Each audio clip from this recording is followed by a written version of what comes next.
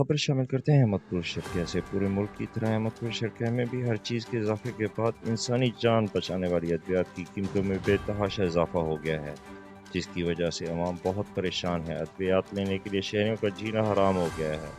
इतनी महंगाई में अवाम को रोटी खाने के लाले पड़े हुए हैं, ऊपर से अद्वियात की कीमतों में 300% इजाफा अवाम के लिए एक अजाब से कम नहीं, शहरियों का इस हवाले से कहना था। महंगाई बहुत हो गई है। पहले जो दूध का डब्बा मैं 1400 में लेता था वो 250 में लेना पड़ रहा है।